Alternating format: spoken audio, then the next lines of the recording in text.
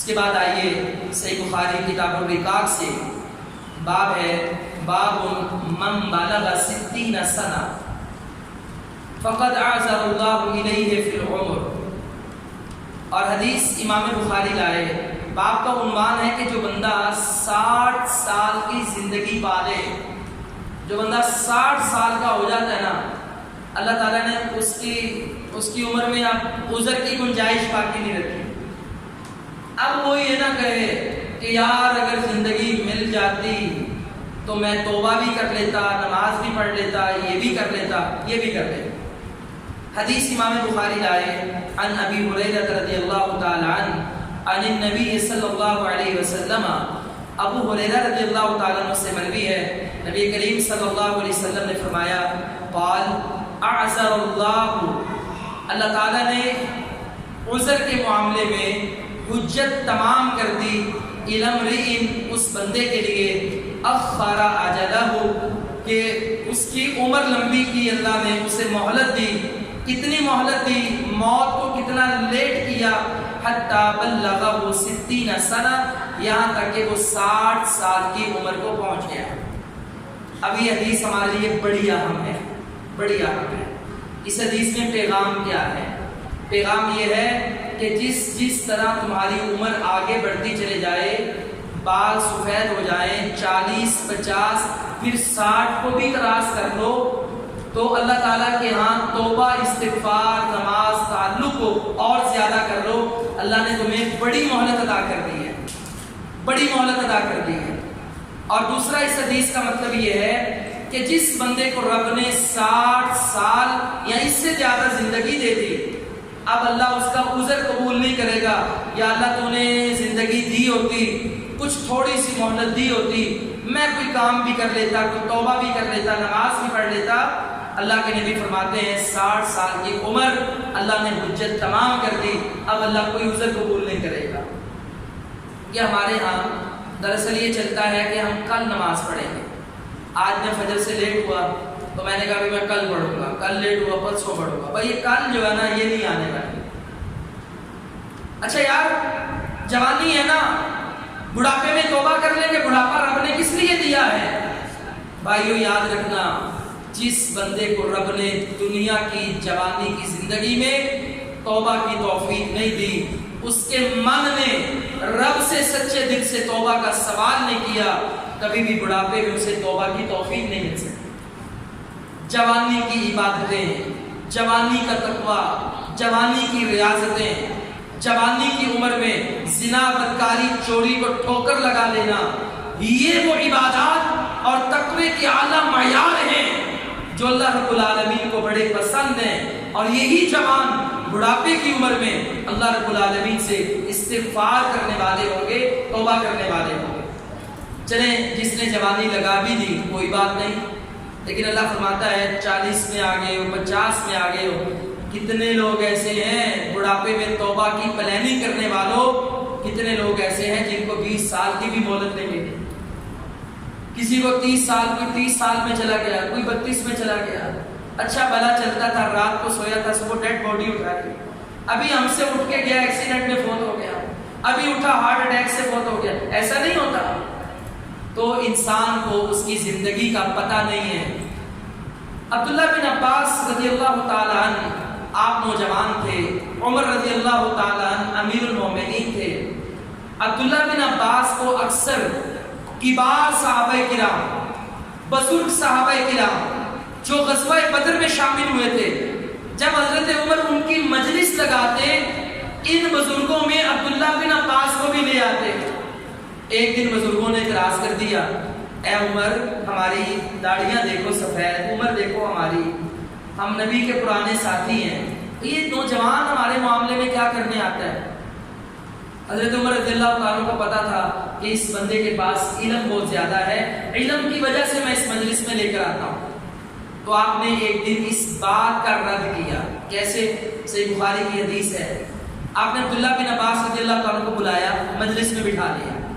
آپ نے کہا یہ جو سورت نازل ہوئی ہے اذا جاء نصر اللہ والفتح ورأیت الناس يدخلون فی دین اللہ افواجا فسبح بحمد ربک واستغفر انہ کان توابا. اللہ کہتا ہے جب اسلام فتح آئے گی، نصرت آئے گی، لوگ اسلام قبول کرتے جائیں گے، اے نبی تو تسبیح بیان کرنا، حمد بیان کرنا اور اللہ سے استغفار کرنا۔ کہا اس کا مطلب بتا دو۔ اب بڑے بڑے صحابہ بیٹھے ہیں، ایک نے کہا کہ اس کا مطلب یہ ہے کہ جب فتح ہو جائے تو توبہ استغفار کرو، دوسرے نے کہا یہ مطلب، کسی نے کہا ہمیں مطلب پتہ ہی نہیں ہے۔ سب سے پوچھ لیا حضرت عمر نے۔ اب حضرت عمر نے اس نوجوان بچے کو اٹھایا، عبداللہ بن عباس کو، کہا اے عبداللہ یہ مطلب ہے اس کے، لیکن تیرے دل میں اس کا کیا مطلب ہے؟ کہا میرے دل میں جو بات ہے اس حدیث کا مفہوم ہے وہ کسی نے بیان نہیں کیا۔ کہا کیا مفہوم ہے؟ کہا اللہ دراصل اس صورت میں نبی کو موت کا اشارہ دیتا ہے۔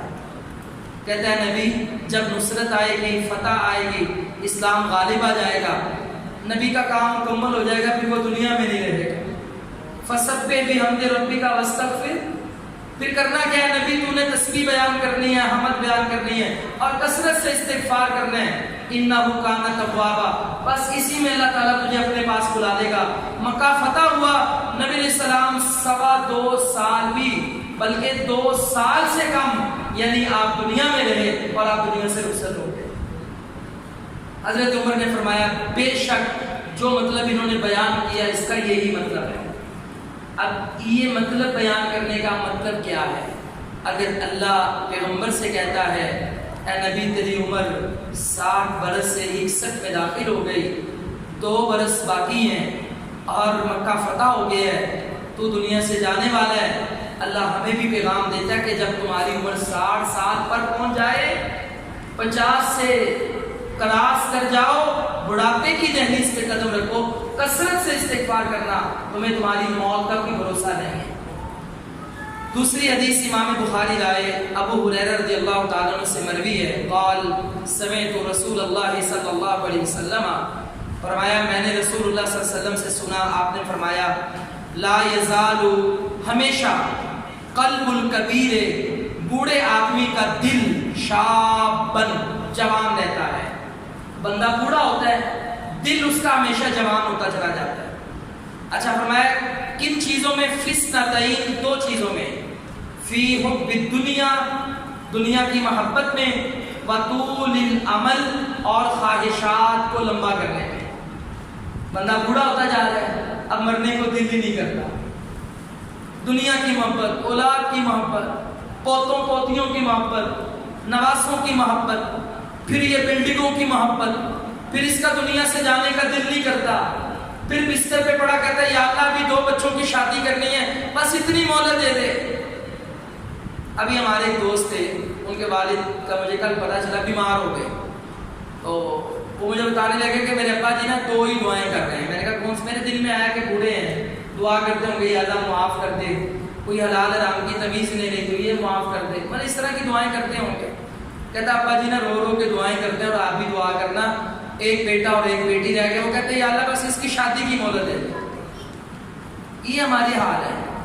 فرمایا کہ بندہ جتنا بوڑھا ہوتا چلا جاتا ہے، دل اس کا جوان ہوتا چلا جاتا ہے، کہتا ہے یا اللہ دنیا اور خواہشات، ابھی یہ بھی کرنا ہے، ابھی یہ بھی کرنا ہے، ابھی یہ بھی کرنا ہے۔ فرمایا یہ بندے کی فطرت ہے، تو اس کے دھوکے میں نہ آنا۔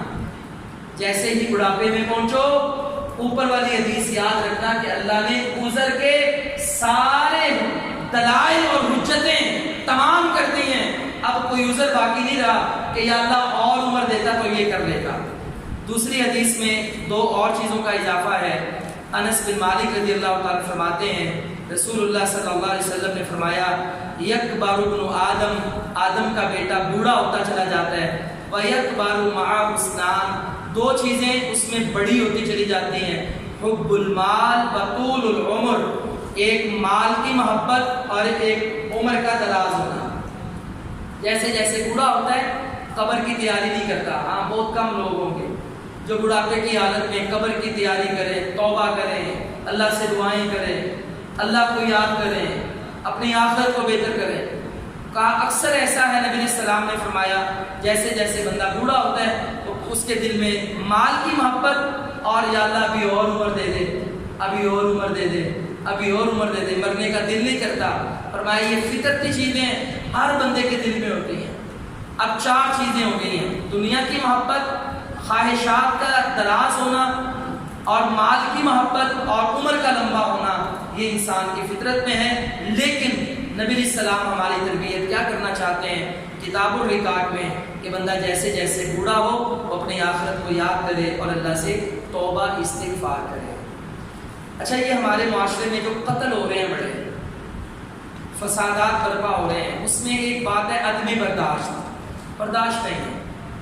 بس غصہ آیا، دل کرتا ہے اس لیے مجھے نظر ہی نہ آئے، بس کیا میں لفظ بولوں، ایسے ہوتا ہے کہ نہیں؟ اور شیطان یہ وسوسہ ڈالتا ہے، وہ اتنی آگ لگاتا ہے کہ بندہ ابھی کچھ نہ کچھ یا اپنے ساتھ کر لے یا سامنے کسی کے ساتھ کر لے، چاہے سگا ماں باپ کیوں نہیں ہے یا بہن بھائی کیوں نہیں ہے۔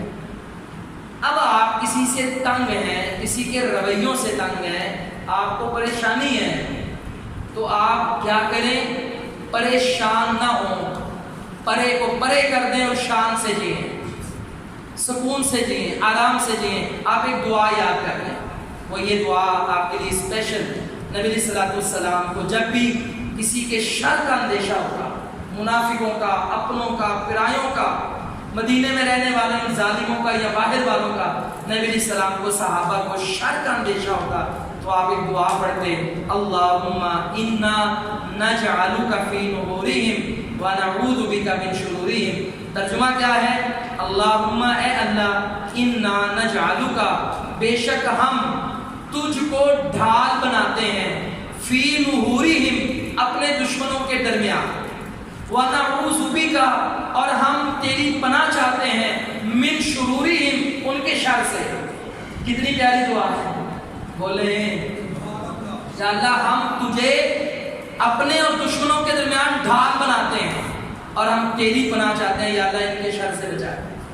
نبی علیہ السلام کثرت سے یہ دعا کرتے، لوگ یہ دعا یاد کر لیں اور ایک وظیفہ لے جائیں۔ وظیفہ یہ ہے، خاندان میں، برادری میں، دوست احباب میں آپ کو کسی سے اگر پریشانی ہے، اس کے شر کا خطرہ ہے، ہر نماز کے بعد 21 بار یہ دعا پڑھیں۔ کتنی بار؟ 1 منٹ ٹوٹل لگتا ہے، مختصر سی دعا ہے، پڑھ کے نا جو آپ کے دشمن ہیں یا دشمنی میں یا حسد میں، بغض میں آگے بڑھ رہے ہیں، ان کی تصویر ذہن میں لا کر گھونٹ مار دیں، انشاءاللہ اللہ تعالیٰ آپ کو ان کے شر سے محفوظ فرما دے گا۔ تو یہ نبی علیہ السلام کا وظیفہ ہے، ہم اس کو دہرا لیتے ہیں، اللہم انا نجعلک فی نحورہم ونعوذ بک من شرورہم۔ اللہم انا نجعلک فی نحورہم ونعوذ بک من شرورہم۔ اچھا، یہ جو نہر ہے نا، نہر، نون ہے رے، ونہر، فصل لربک ونہر، قربانی کا کہتے ہیں نا، اونٹ کو نہر کرو۔ نہر اصل میں کہتے ہیں شاہ رکھو، جو شاہ رکھا نا، کسی نے شاہ رکھ تو پڑھ لیے تھے وہ زندہ رہنے کا امکان، تو اس حدیث میں ہے فی نحورہم، یا اللہ انہوں نے شاہ رکھ، ایسی ڈھال بنا دے کہ جس سے کبھی بھی ہمیں شر کا اندیشہ باقی، انشاءاللہ جب اللہ ان کی شاہ رکھ سے ان کے شر کو پکڑے گا پھر وہ شر باقی نہیں رہے گا۔ اللہ تعالیٰ جو ہم نے پڑھا ہے اس پر سمجھنے کی، عمل کرنے کی توفیق دے۔ مجھے بڑی امید ہے کہ آپ اس ورق کو یاد بھی کرتے ہیں، جا کے دہراتے بھی ہیں اور اس کی دعوت بھی دیتے ہیں۔ عبدالحمید بھائی ذرا اس کے بارے میں